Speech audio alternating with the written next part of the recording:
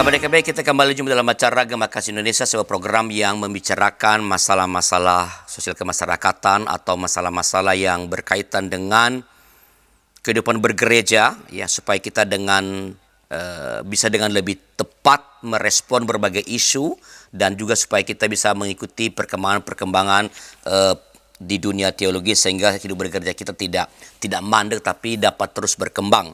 Nah, dalam episode kali ini kita akan berbicara tentang apa yang baru saja berlangsung, peristiwa besar di negeri kita Indonesia, itu pemilihan presiden dan pemilihan anggota legislatif, pemilihan presiden. Kita berbincang tentang bagaimana kita sebaiknya merespons hasil hitung cepat atau quick count dari Pilpres 2024 ini. Dan untuk membahas ini telah hadir bersama kita Bapak Pendeta Andri Punawan dari GKI Darmo Satelit Surabaya. Selamat jumpa Pak Andri. Iya, selamat jumpa Pak Lianus. Apa kabar Surabaya? Surabaya aman, panas tapi aman. Panas tapi aman. Ya, Pak Andri adalah di samping sebagai pendeta GKI, beliau juga adalah salah seorang ketua di PGI wilayah Jawa Timur, ya, aktif memberikan ceramah-ceramah tentang kehidupan publik. Ya, Pak Andri, kita bicara mengenai hasil quick count ini atau hitung cepat, ya. Ada kan kalau kita misalnya melihat respon dari para pihak di paslon di Pilpres ini kan, walaupun benar bahwa kita mesti menunggu perhitungan KPU yang itu adalah final, tetapi dari apa namanya komentar-komentar itu ada semacam, atau saya melihat paling tidak bahwa ada semacam keraguan sebenarnya terhadap hitung cepat ini.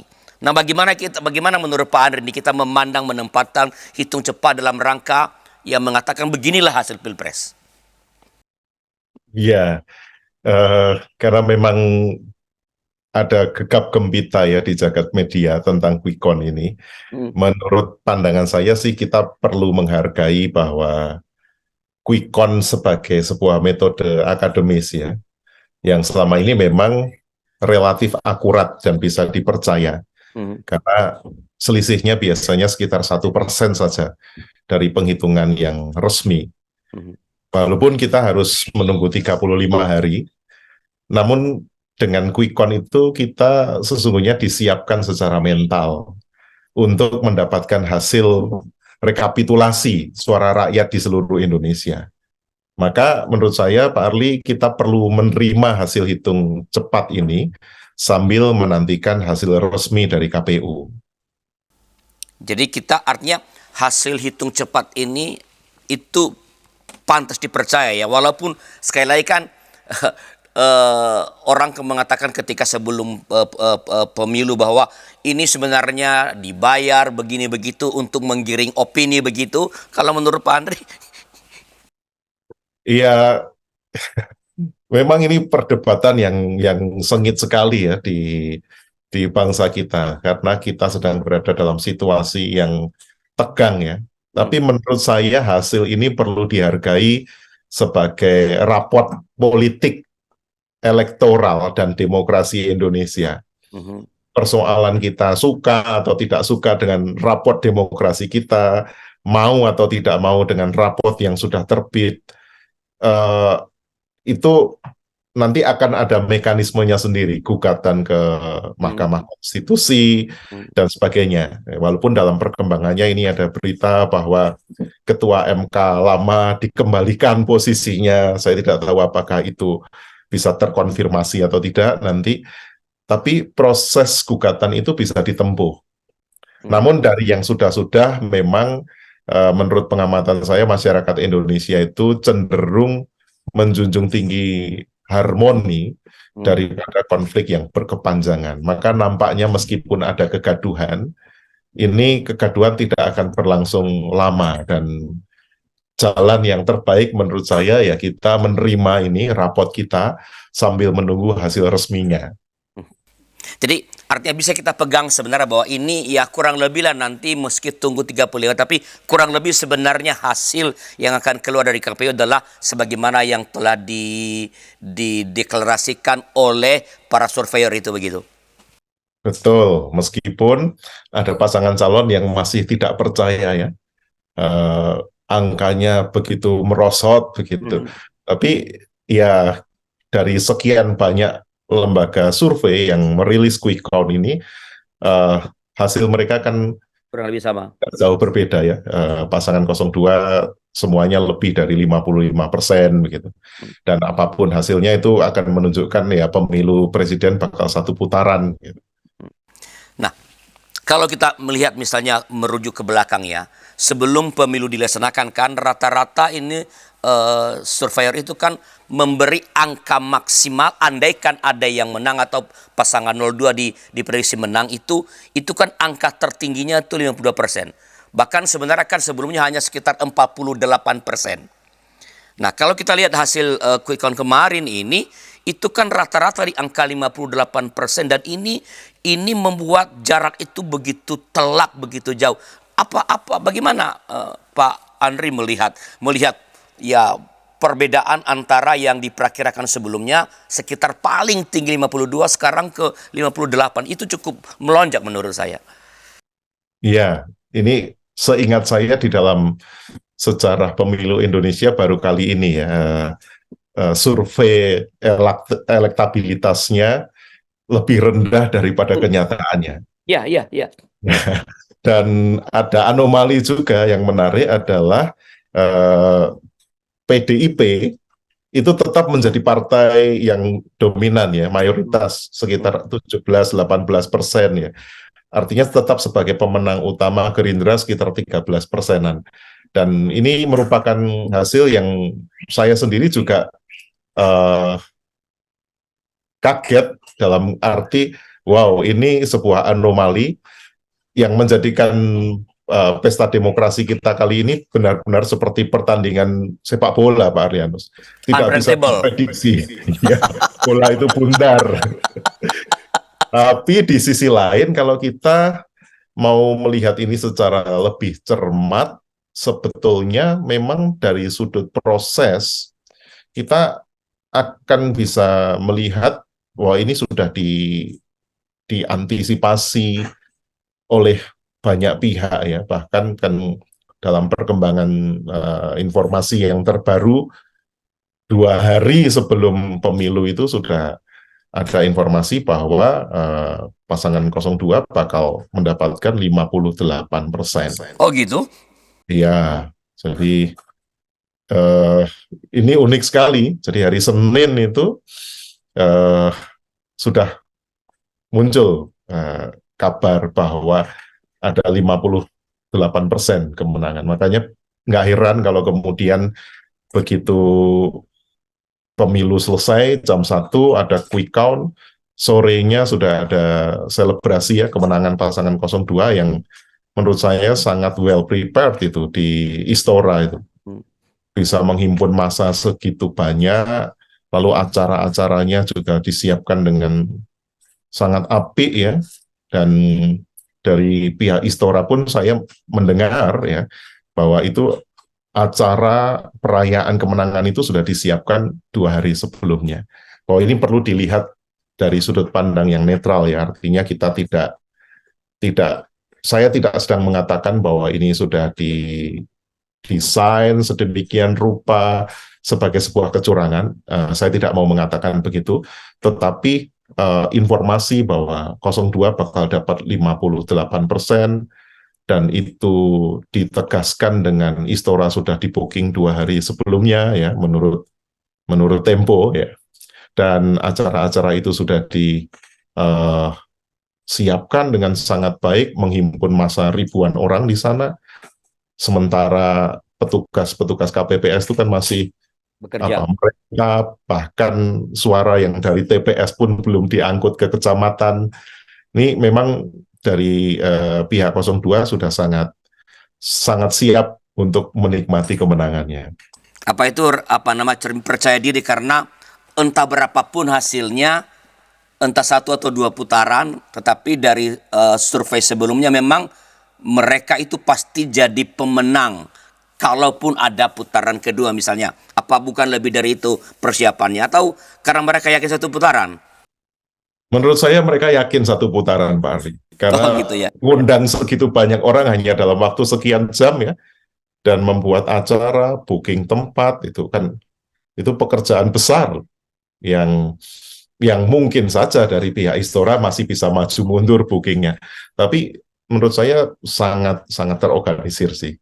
Apalagi kemarin eh, tidak lama setelah proses pencoblosan selesai langsung membuat deklarasi kemenangan ya. Yang biasanya dari pemilu ke pemilu deklarasi kemenangan itu kan ada di posko pemenangan.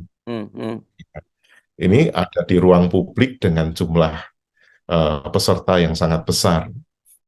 Atau itu bukan karena koalisi besar jadi harus besar juga tempatnya untuk deklarasi begitu? Iya, bisa begitu. Tapi agak sulit bagi saya membayangkan, sulit diterima dengan nawar ya.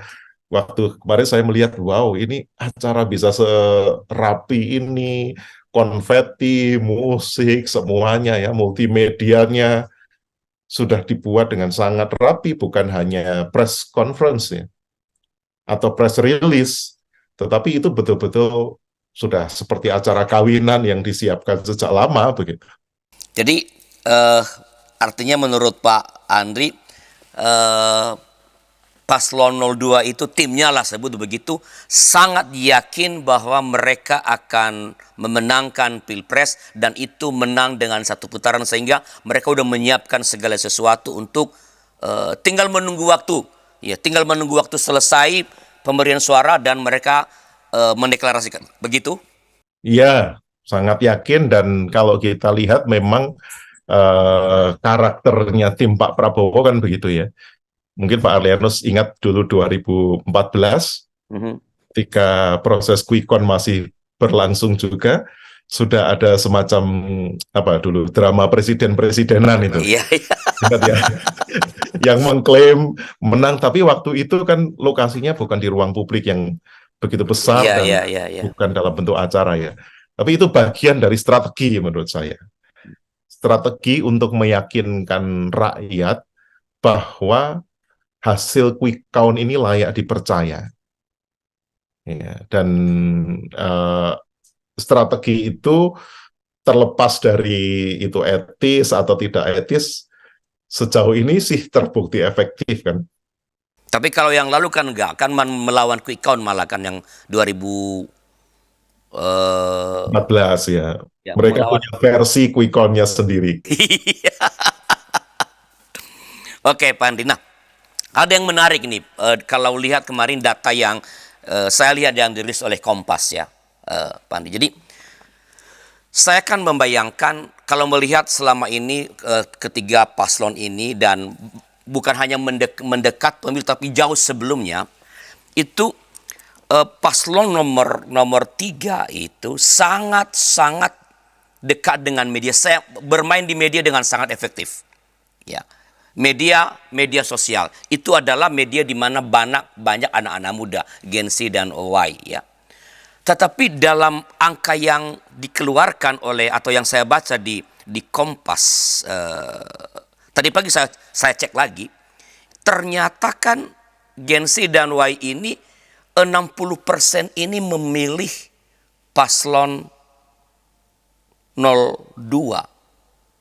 Sekali lagi, asumsi saya adalah mestinya Gen Z dan Y ini memilih 03 karena dia sangat akrab dengan media dan penampilannya juga kan cukup bisa menempatkan diri lah dalam dunia anak-anak muda.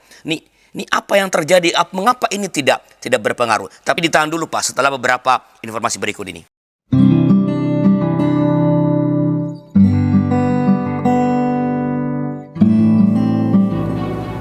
Hi folks, this is Daily Spirit for Youth, a daily devotional that helps you grow closer to God and apply His Word to your life. Daily Spirit for Youth dapat Anda saksikan hari Senin sampai Sabtu pukul 4.30 waktu Indonesia Barat di channel YKB TV. Kita jumpa dalam acara Pembangunan Jemaat. Pembangunan Jemaat setiap Senin di minggu kedua dan keempat pukul 20 waktu Indonesia Barat. Dapat Anda nikmati di channel YKB TV. Dari kungkungan malam gelap. Nyanyikanlah nyanyian baru setiap hari Rabu pukul 12 waktu Indonesia Barat. Dapat Anda nikmati di channel Lagu Rohani YKB TV.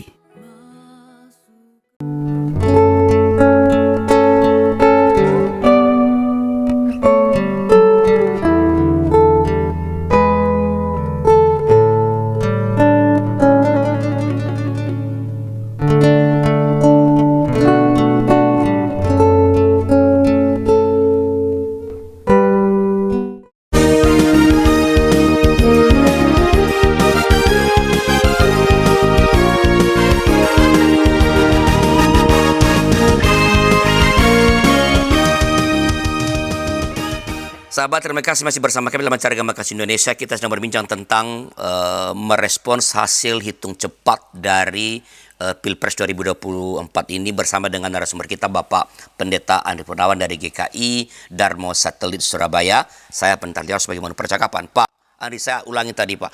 Ini kan saya ya, paling tidak saya berpikir bahwa Gen Z dan Y itu adalah akan memilih paslon nomor, karena utamanya calon presidennya itu sangat akrab dengan media sosial, dunia anak muda, dan penampilannya pun sangat, menurut saya bisa menempatkan diri pada penampilan atau kehadiran orang-orang muda. Apa yang terjadi? Kok malah 60% kurang lebih di 002 Pak Andri? Ya, menurut pendapat saya ini sebenarnya keberhasilan paslon 02 untuk orang-orang muda menyebut membawa isu-isu yang relate dengan kehidupan anak muda. Jadi memang Ganjar dan Pak Mahfud itu menggunakan media sosial, tetapi dalam pengamatan saya isu-isu yang dipublikasikan itu adalah isu-isu yang sangat elitis dan rumit, dan itu mengundang memang edukatif, membangkitkan kesadaran, tetapi tidak efektif karena pendekatan yang isu-isunya elitis, lalu segalanya menjadi serba berat, ya. Sementara di pasangan 02 itu mereka berhasil mengkonversi figur Pak Prabowo yang meledak-ledak itu menjadi figur yang menggemaskan, gitu ya. Lalu disebut gemoy. Lalu kalau beberapa waktu sebelum pemilu, ya, beberapa bulan sebelum pemilu, ngomongin kucingnya Prabowo aja bisa seru banget. Dan itu adalah isu-isu yang relate karena Gen Z ini cenderung menangkap hal-hal yang mudah, dan keberhasilan tim 02 adalah membangun image bahwa pasangan Prabowo Gibran ini adalah pasangan yang tidak ribet. Ya, dan itu pertama. Lalu yang kedua, soal preferensi politik menurut saya sudah menetap, kecuali swing voters, ya. Orang-orang yang belum menentukan pilihan itu masih melihat, membanding-bandingkan. Nah, Gen Z begitu Gibran naik itu sudah secara image mereka menganggap bahwa ada keterwakilan dari orang muda. Dan keterwakilan dari orang muda itu mengundang antusiasme, ya. Mereka nggak terlalu peduli dengan proses demokrasi, secara prosedur sehat atau tidak, secara etis atau tidak, karena pendekatannya memang bukan dalam pendekatan demokrasi, tapi pendekatannya adalah menurut saya pendekatan keterwakilan. Dan masuknya Gibran, terlepas dari berbagai perdebatan yang ada di kalangan akademisi dan para elit ataupun orang-orang yang mengikuti proses, itu bagi Gen Z ya sebagai sebuah kebangkitan kesempatan bagi orang muda untuk menentukan nasib bangsa. Karena kita tahu bahwa karakter dari Gen Z itu berbeda dengan generasi X atau generasi Y. Karena Gen Z ini adalah justru menjadi generasi yang sebetulnya mereka sangat melek politik. Walaupun memang isu-isu politiknya masih sangat pragmatis. Percakapan-percakapan mereka tentang bangsa dan seterusnya itu jauh lebih baik daripada generasi X atau Y di usia yang sama. Maka sangat wajar kalau kemudian paslon 2 ini menang, karena satu relate, yang kedua isunya ringan, dan yang ketiga kita tidak boleh lupa bahwa berapa banyak follower itu sangat menentukan validasi sosial bagi Gen Z. Jadi semakin banyak orang yang mengikuti, makin mereka mengagumi. Jadi bukan pada apa isunya, tetapi berapa banyak konten itu ditonton, berapa yang mengikuti, itu menentukan. Maka kalau kita lihat misalnya perilaku Gen Z, siapa tokoh-tokoh media atau tokoh-tokoh publik yang diikuti, makin banyak pengikutnya, makin mereka bergabung. Dan gerbong Prabowo Gibran yang sangat besar itu tentu punya energi lebih, punya daya kreatif yang lebih, lalu pendekatan kampanyenya juga sangat kreatif, harus diakui ya. Dan itu memukau generasi Z kita. Nah, kalau tadi Pak Andri mengatakan bahwa mereka melihat ada keterwakilan dalam kehadiran cawapres ya di 02 ya, Gibran begitu. Lalu mengapa isu-isu misalnya ya, kalau dikaitkan dengan Gibran misalnya isu-isu dinasti politik ya, bahkan terakhir kan di hari apa itu, 2 hari apa 3 hari menjelang pemilu keluar film apa itu Dirty Vote. Ini kenapa nggak kelihatannya itu nggak ada pengaruhnya tuh? Iya, film Dirty Vote itu kan 2 jam Pak Arli. Gen Z nggak bisa nonton konten yang lebih dari 3 menit. Jadi nggak dilihat itu ya? Iya, nggak dilihat. Yang mereka lihat adalah pembahasan yang berisi perdebatan orang tentang Dirty Vote. Sehingga, dan kalau kita melihat konten-konten di Instagram, di TikTok, dan seterusnya, yang sangat merebakkan konten-konten yang berasal dari pasangan 02 yang melakukan sebuah tindakan apologetis terhadap Dirty Vote kan. Dan Dirty Vote itu mencerahkan bagi orang-orang yang sabar, nonton, mengikuti sampai selesai, tetapi itu justru menjadi backfire lah. Jadi api yang memercik sendiri bagi pasangan 03, karena apa? Peredaran tanggapan terhadap Dirty Vote itu sangat masif. Saya sudah menduga bahwa sekitar 13 juta orang yang menonton Dirty Vote itu adalah orang-orang yang memang sudah menyetujui bahwa Jokowi dianggap melakukan serangkaian kecurangan yang terstruktur, masif, dan sistematis. Ya, kira-kira petanya sekitar 13 juta itu. Tapi yang tidak dapat diantisipasi adalah bagaimana film itu didiskusikan dalam konten-konten yang pendek dan menarik.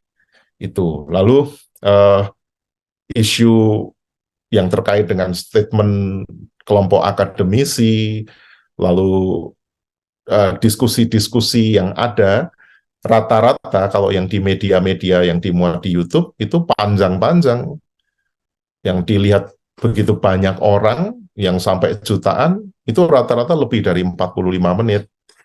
Jadi kalau kita bicara tentang metode edukasi politik bagi generasi Z, itulah yang luput dari pergerakan masyarakat sipil. Sehingga generasi Z ini mereka mungkin tidak mengakses semua informasi yang ada. Dan bahkan kan ada beberapa pihak ya, banyak pihak yang misalnya ketika membincangkan isu 98, beredar ya konten-konten bahwa peristiwa 98, kerusuhan itu tidak pernah ada, itu ilusif. Gitu.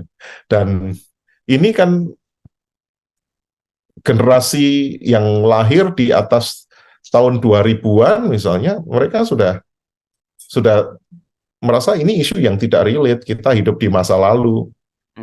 Lalu logika bahwa demokrasi harus punya etika dan moral, itu tidak relate juga bagi Gen Z.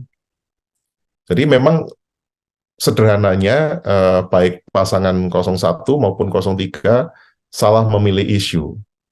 Nah, kalau kita melihat komposisi demografis pemilih kita yang sekitar 60% ya, adalah generasi muda, tapi karena mungkin tim suksesnya, baik Timnas maupun tim pemenangan Ganjar Mahfud itu sebagian besar diisi oleh orang-orang yang usianya matang, keterwakilan Gen Z-nya sedikit, maka cara berpikir atau pendekatannya meleset. Dan kalaupun ada misalnya kawan muda Seno Bagaskoro lah katakanlah di paslon 3, dia ya orang yang punya ketertarikan terhadap isu-isu politik, ya isunya isu ikut orang yang usianya lebih tua. Jadi tidak disasar ini pola pikirnya Gen Z. Nah, apakah itu yang menyebabkan juga saya terus terang saya sangat kaget ya kalau melihat bahwa misalnya hasil akhir perolehan suara dari 03 itu di bawahnya 01 loh. Padahal kan ketika di awal pencalonan kan itu surveinya Pak Ganjar itu kan sangat tinggi. Ini di nomor 3 loh, dan itu bahkan kalau tadi Pak Andri mengatakan soal PDIP, ya kelihatannya angkanya paslon 3 itu di bawahnya angka perolehan PDIP sendiri. Berarti nggak semua orang PDIP dong pilih. Ya, itu mengagetkan karena saya berpikir orang akan memilih Ganjar tapi tidak memilih PDIP. Tapi ternyata justru sebaliknya. Ya. Jadi kenapa bisa demikian? Menurut saya faktor Jokowi dan Prabowo ini besar sekali. Satu, politik dinasti, lalu penggunaan aparat sipil negara, ya, yang tentu ini masih bisa diperdebatkan itu curang atau tidak. Lalu kenaikan gaji yang sampai dirapel terhadap aparat sipil negara, sementara Pak Presiden itu masih punya masa jabatan sampai bulan Oktober kan, sehingga di situ ada proses tawar-menawar. Menurut saya dimungkinkan proses tawar-menawar. Lalu bansos, lalu juga ada politik penyanderaan demi mendapat dukungan. Ya, kita tahu bahwa ada pejabat-pejabat di kepala daerah yang tadinya mengarahkan dukungan pada paslon 1 atau paslon 3, setelah didatangi KPK hanya dalam hitungan jam memilih bersikap netral atau memilih mengarahkan dukungannya pada 02. Itu menurut saya, terlepas ini etis atau tidak etis ya, dan bisa diperdebatkan itu betul atau tidak, yang jelas di media kan yang berkembang itu ya, dan itu merupakan fakta-fakta yang menjadi pemberitaan. Bagi saya itu menegaskan bahwa Pak Jokowi itu tidak pernah kalah, Pak Ari. Bayangkan, beliau 2 kali Wali kota. jadi gubernur di Solo, wali kota Solo ya.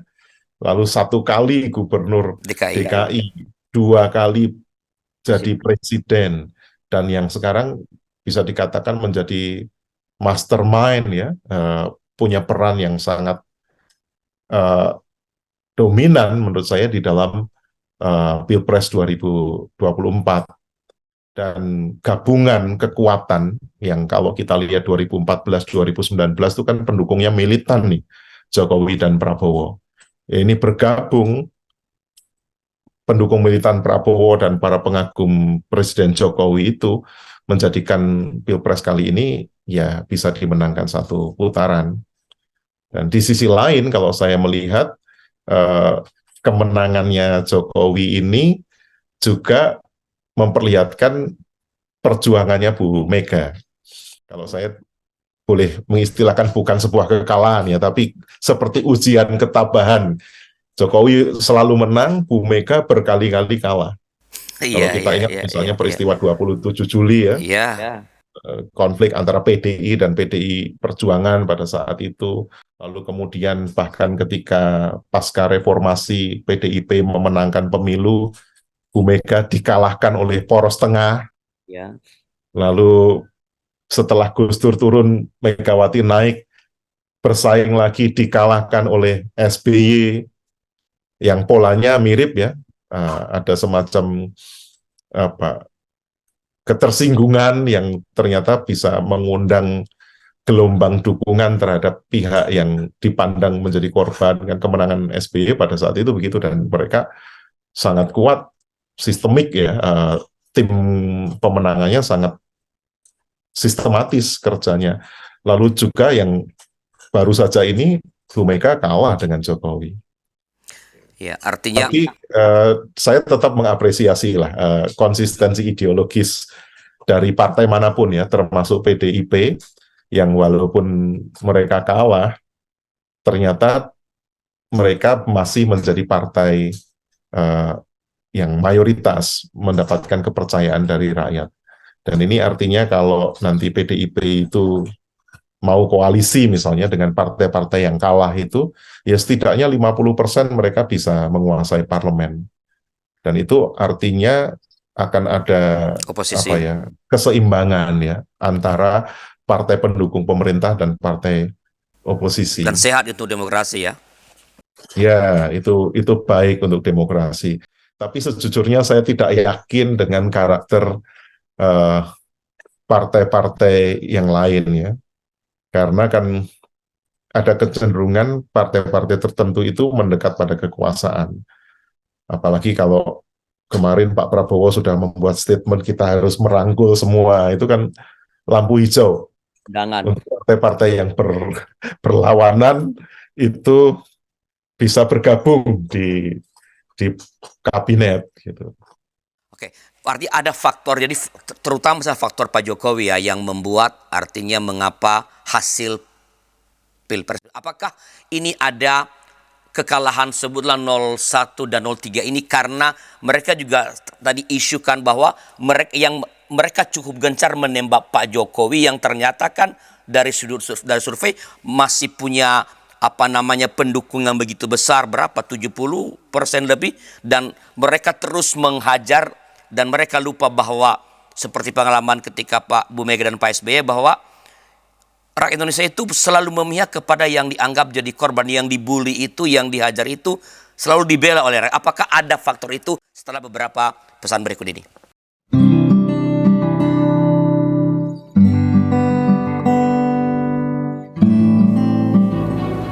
Hi folks, this is Daily Spirit for Youth, a daily devotional that helps you grow closer to God and apply His Word to your life.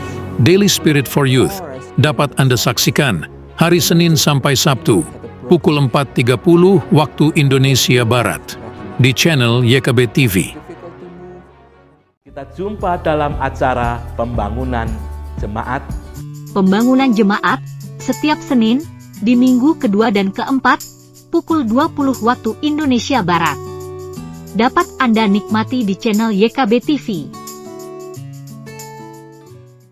Dari kungkungan malam gelap. Nyanyikanlah nyanyian baru setiap hari Rabu pukul 12 waktu Indonesia Barat. Dapat Anda nikmati di channel Lagu Rohani YKB TV.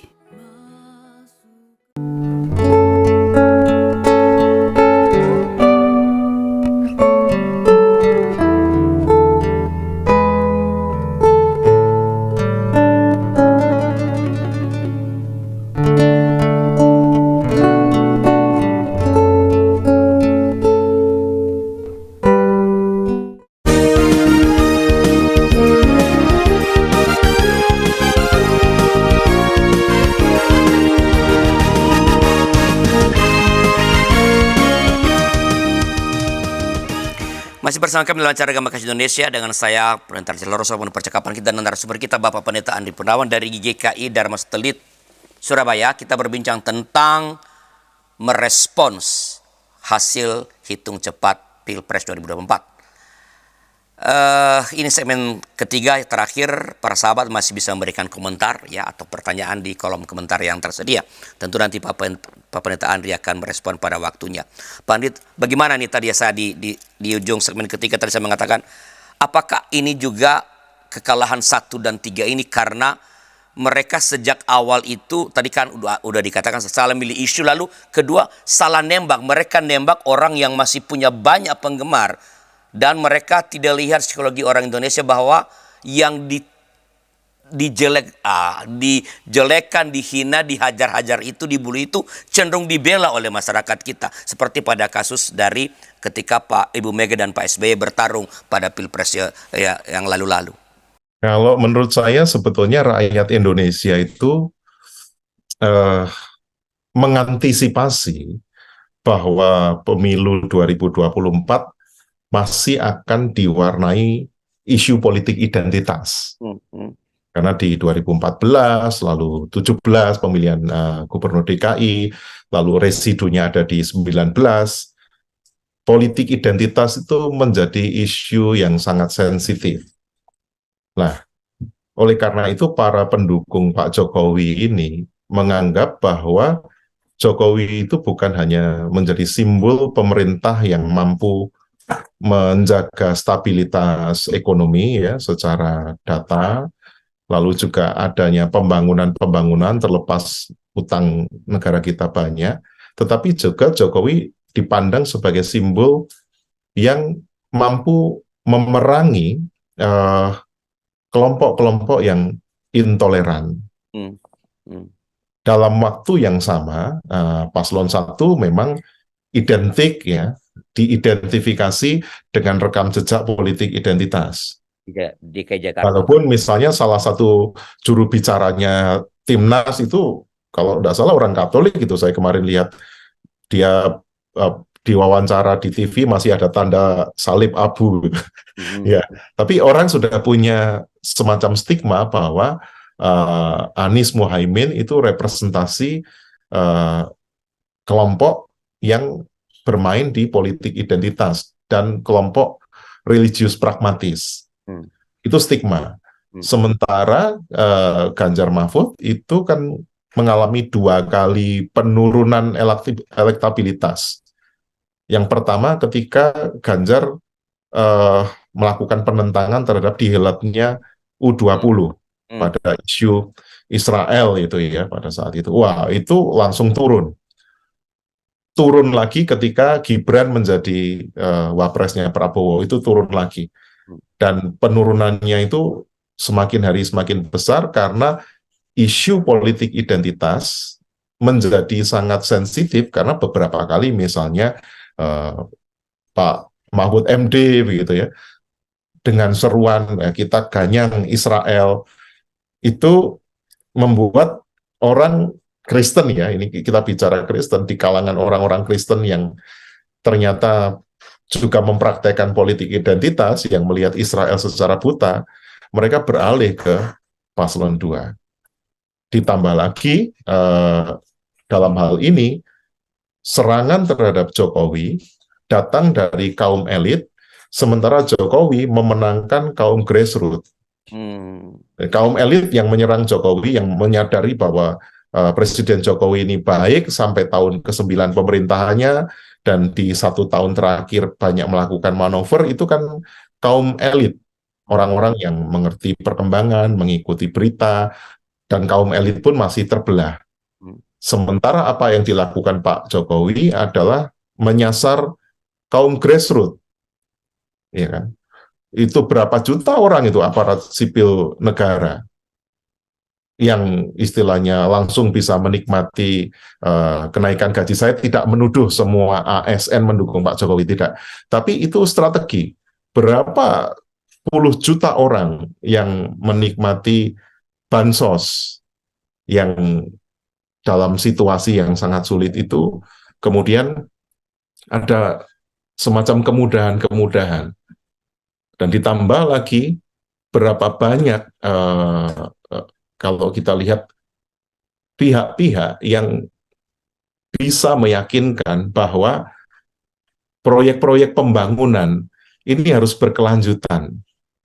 Jadi seperti yang ditulis Mas Ulil ya di Kompas hari ini, isu demokrasi itu tidak melulu menjadi satu-satunya isu yang dipertimbangkan oleh rakyat. Tapi juga ada hal-hal konkret yang lain, lalu ada sentimen terhadap orang-orang yang membuli Pak Jokowi, dan sekaligus dikembangkan juga sentimen terhadap Anies, terhadap Bu Megawati. Jadi kisah-kisah bahwa kenapa Pak Jokowi demikian, alasannya kenapa Pak Jokowi demikian itu lebih populer dibandingkan wacana tentang demokrasi yang sehat, wacana tentang etika dan moralitas. Jadi memang kita tidak bisa memperdebatkan itu sebagai sesuatu yang benar dan salah, tapi begitulah orang banyak. Dan ini kan pendekatannya populisme kan berarti. Yang namanya populisme itu bicara tentang sentimen dan persepsi yang dibangun, dan saya harus mengapresiasi ya strategi politik yang menurut saya walaupun menghalalkan segala cara, tapi ternyata strategi politik itu sangat efektif. Walaupun ini berbahaya bagi demokrasi. Ya, tapi itulah rapot kita, Pak Adrianus. Iya. Sebelum saya minta Pak Andri untuk bicara mengenai tadi soal rapot kita ya, dan apa yang perlu kita lakukan, bagaimana Pak Andri melihat respon paslon 1 dan 2 terhadap hasil quick count? Paslon 1 dan 3 ya? Sorry, 1 dan 3 ya. Ya, kalau yang saya lihat, paslon 1 mereka puas. Ya. Karena apa? Mereka mendapatkan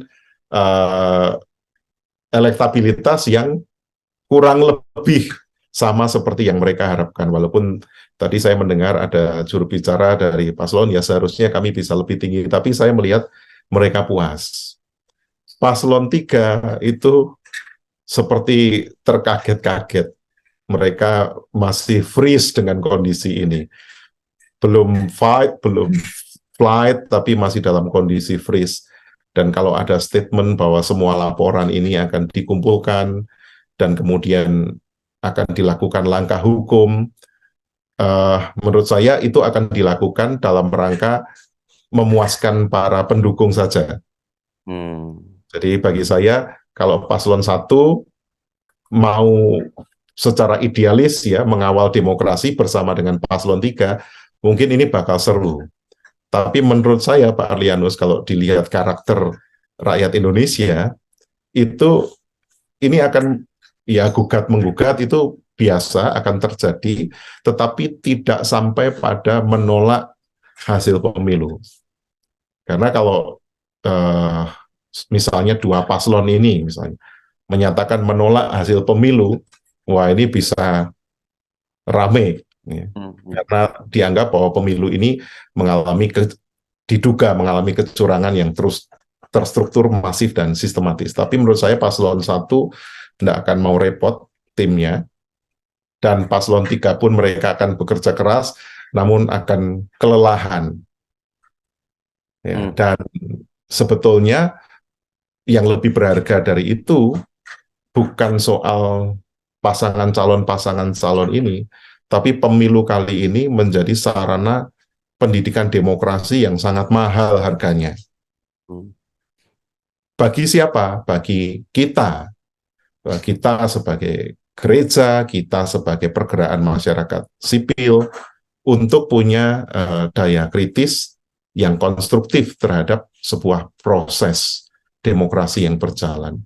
Dan dari sini saya melihat memang tidak bisa hanya mengandalkan partai. Demokrasi itu harus menjadi sebuah pergerakan rakyat yang bukan hanya berkendaraan partai, tetapi aspirasi masyarakat itu mesinnya harus mesin komunitas-komunitas yang menaruh perhatian pada demokrasi. Nilai yang didapat oleh paslon 3 itu misalnya, itu kan praktis dari hasil elektabilitas partainya saja, bahkan partainya lebih tinggi. Nah, itu menunjukkan bahwa komunitas-komunitas yang dimiliki oleh kelompok Pak Jokowi dan Pak Prabowo itu tidak dimiliki oleh partai. Kalau komunitasnya Amin kan memang mereka pendukung yang loyal dan sangat sulit digoyahkan. Nah, sementara pendukungnya paslon 3 ini kan beririsan, kaum nasionalis, sama-sama nasionalis.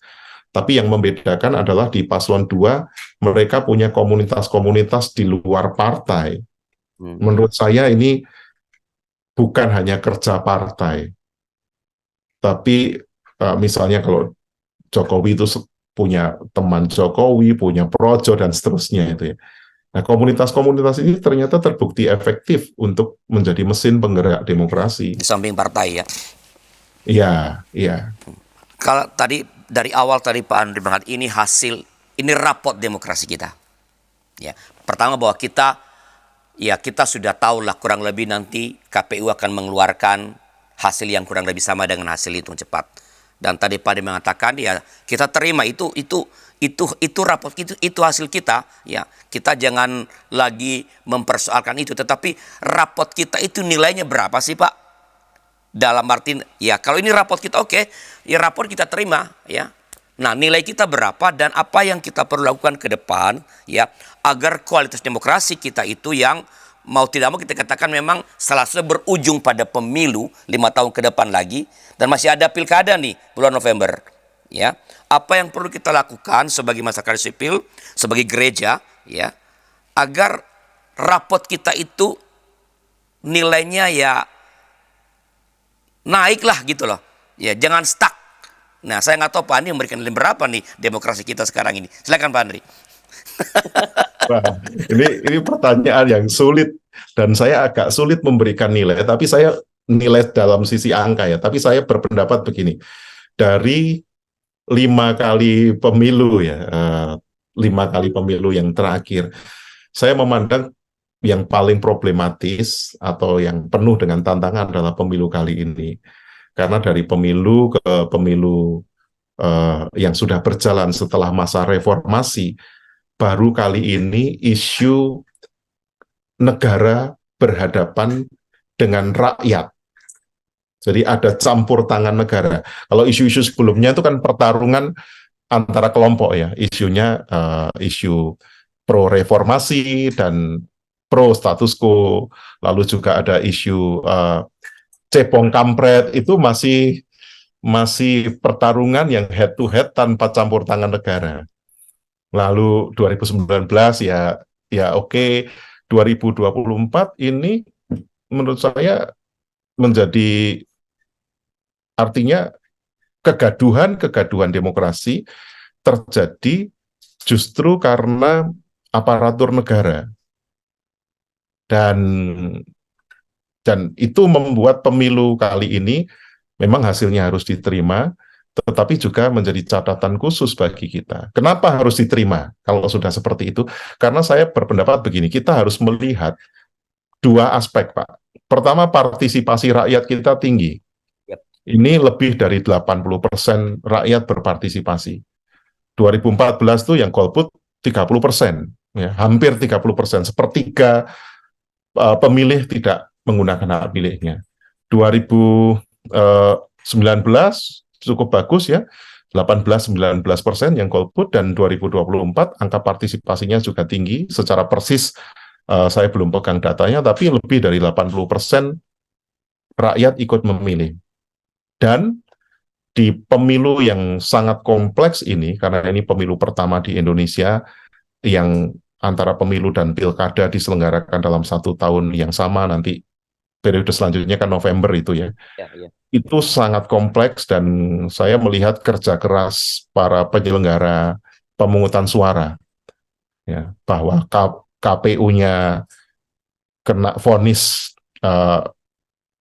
problem etis gitu ya, pelanggaran etik berat, tetapi para penyelenggara pemilu di daerah dan kelompok penyelenggara pemungutan suara itu bekerja dengan sangat keras.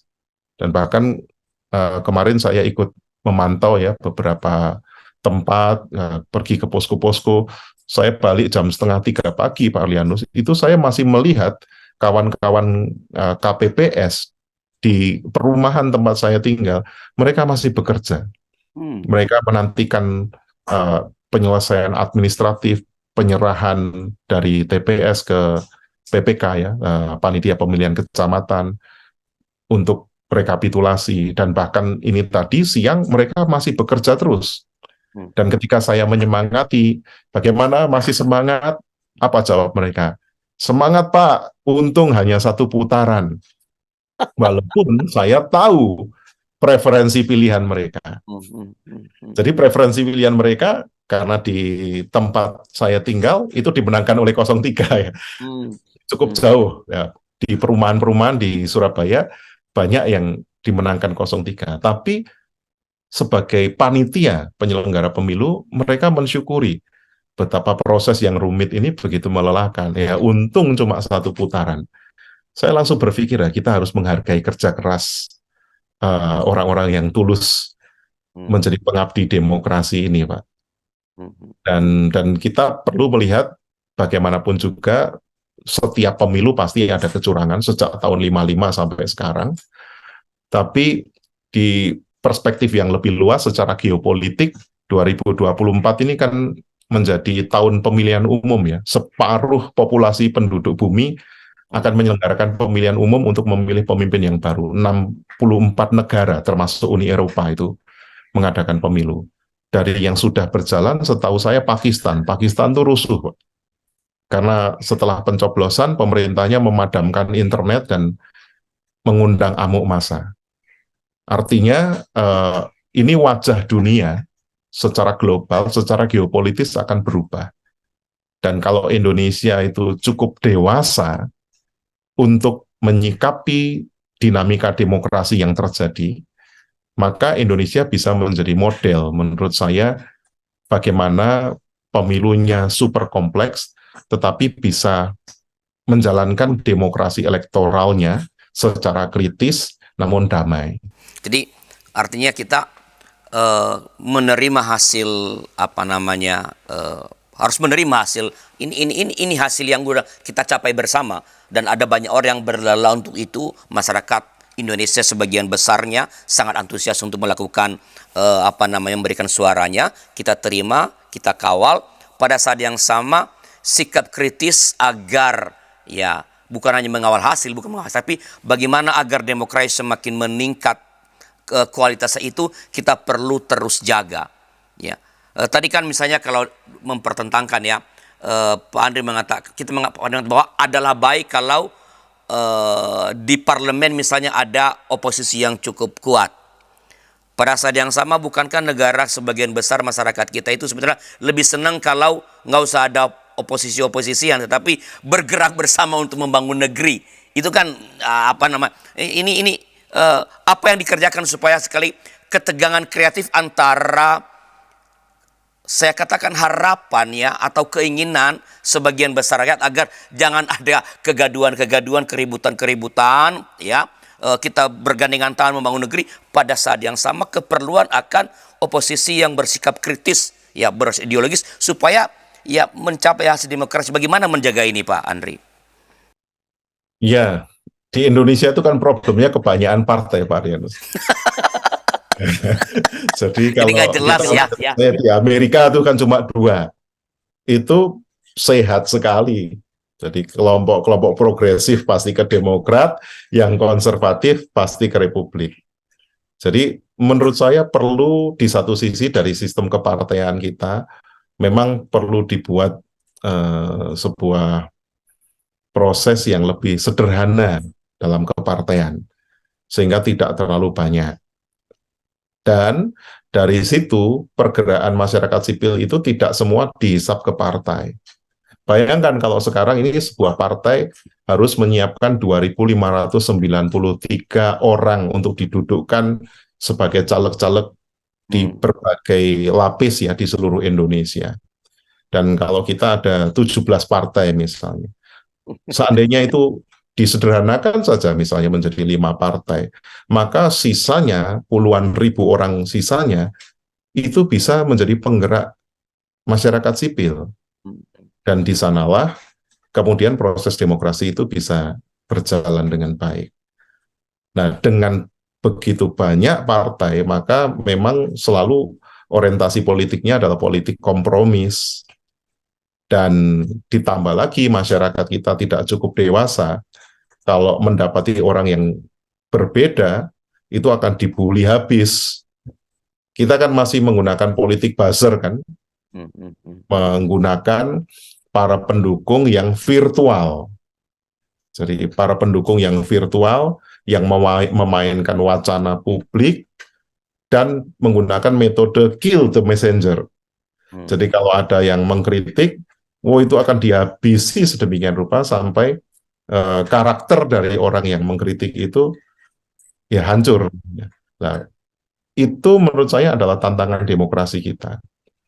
Dan perang antar buzzer, karena masing-masing kemudian membangun pasukan yang memainkan wacana publik, hanya akan menjadikan demokrasi kita begitu bising dan keluar dari aspek yang lebih ideologis. Karena kita ini kan selalu sibuk tentang siapa yang didukung, bukan apa yang menjadi isu kan. Sampai kira-kira bulan Oktober mungkin, hanya kurang beberapa bulan sebelum pemilu, seluruh rakyat Indonesia nyaris hanya berpikir tentang siapa yang dicalonkan, siapa yang didukung. Tetapi tidak ada aspirasi politik yang fundamental terkait dengan apa problem Indonesia, apa peluang Indonesia, dan apa yang menjadi tantangan ke depan yang harus dihadapi. Dan itu menurut saya gereja harus punya departemen kajian politik, tetapi bukan hanya elitis, melainkan mendaratkan itu menjadi komunitas politik, ya, komunitas politik non-partisan, non-partai, yang secara aktif memperjuangkan aspirasi. Karena begitu kita melangkah keluar dari rumah kita berada di ruang publik, itu ruang politik. Bahkan gereja sebagai ruang publik juga adalah ruang politik. Nah, dalam konteks GKI misalnya, sudah waktunya GKI Sinode Wilayah Jawa Barat, Jawa Tengah, Jawa Timur punya departemen kajian dan pergerakan politik. Supaya apa? Supaya kita tidak hanya mendonasikan aspirasi kita dalam bentuk cek kosong kepada partai-partai atau kepada pasangan-pasangan calon, dan ketika memasuki bilik suara, itu sudah diyakini sebagai saya memberikan sumbangsi politik. Bagaimana sumbangsi politik? Cuma 5 menit. Nah, dari sudut proses itu memang kita perlu membangun infrastruktur, Pak Arlianus. Menurut saya sangat diperlukan membangun infrastruktur sehingga kita punya aspirasi dan punya jalan, punya ruang perjuangan tersendiri. Dan berdasarkan pengalaman di Surabaya dan Jawa Timur, komunitas-komunitas pergerakan masyarakat sipil itu pada akhirnya yang justru dilirik oleh pemerintah, yang menjadi rujukan dari para legislator, dirangkul oleh kelompok-kelompok karena menjadi kekuatan masyarakat sipil. Tapi memang sejauh ini pergerakan masyarakat sipil yang ada masih dalam bentuk selebrasi-selebrasi, belum bersifat ideologis dan membawa aspirasi tertentu yang memberi warna pada demokrasi Indonesia. Baik, Pak, terima kasih atas pencerahan diberikan kepada kita dalam merespon hasil hitung cepat Pilpres ini. Jadi kita ya bersyukur sudah berlangsung pemilu dengan damai, ya. Tidak ada pertikaian yang berarti lah, ya. Ada perbedaan pendapat, ya, itu silakan. Tapi sebagai warga bangsa kita telah melaksanakan itu dengan aman, dengan damai. Pada saat yang sama kita tidak boleh berhenti setelah rame-rame lalu set lagi. Tapi kita mesti, ya, gereja perlu memberi perhatian serius, ya, agar kita tidak hanya terlibat di ujungnya, ya, pada pemilu, tapi bagaimana wacana-wacana ya gagasan-gagasan yang memajukan kehidupan bersama di negara demokrasi itu dapat diproduksi oleh gereja dan lembaga-lembaga masyarakat sipil yang lain, sehingga sekali lagi kualitas demokrasi kita menjadi semakin baik. Saya boleh kasih pesan terakhir, Pak Ya, Arli? silakan. Ya, pesan terakhir saya begini. Masa otot-ototan saling ejek ya, ini harus segera diakhiri. Karena kalau kita lihat dalam sebuah pemilu selalu ada residu ketegangan. Dan residu ketegangan itu biasanya saling ejek. Ini harus diakhiri.